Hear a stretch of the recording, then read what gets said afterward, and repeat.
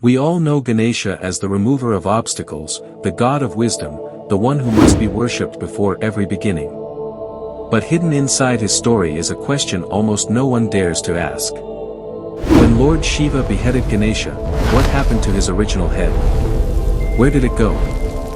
Why is it missing from every scripture, every ritual, and every festival? Is this silence accidental, or is it hiding a deeper truth? The Puranas tell us that Parvati created Ganesha from the sandalwood paste of her body, breathing life into him as her own son.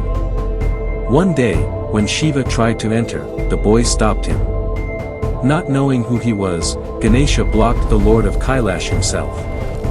Shiva's anger erupted, and with a single strike of his trident, he severed the boy's head.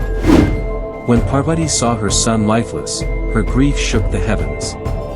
To pacify her, Shiva ordered his attendants to bring the head of the first living being they could find facing north. They returned with the head of a young elephant. Shiva placed it upon the boy's body, reviving him as the world's beloved Ganesha.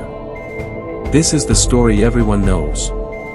But here is the problem: the tale tells us about the cutting of the head, the grief of the mother, the elephant replacement, yet not one word about what happened to the original head. Did Shiva destroy it? Was it hidden away? Or was it deliberately erased from the memory of mankind? Different Puranas narrate the beheading, but none preserve the fate of the head. In the Shiva Purana, the head is struck down and replaced, but the text falls silent about its remains.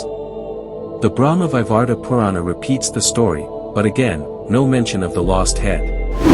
Even in regional traditions, where details often expand, the original head is absent.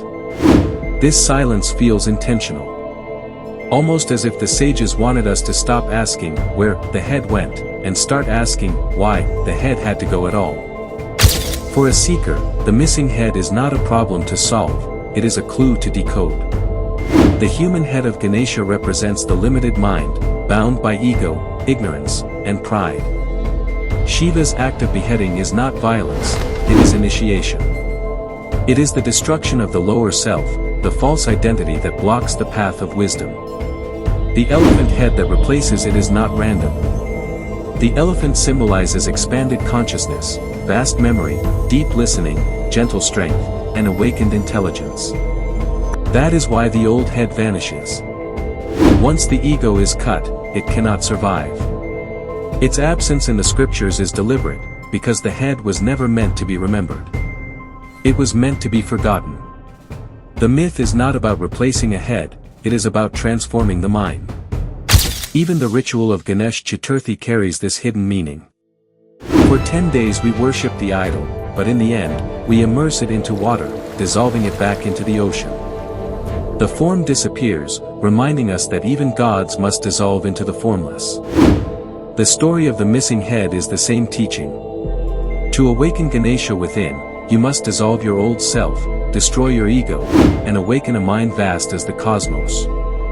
So this Ganesh Chaturthi, don't just celebrate, question. Don't just worship, seek.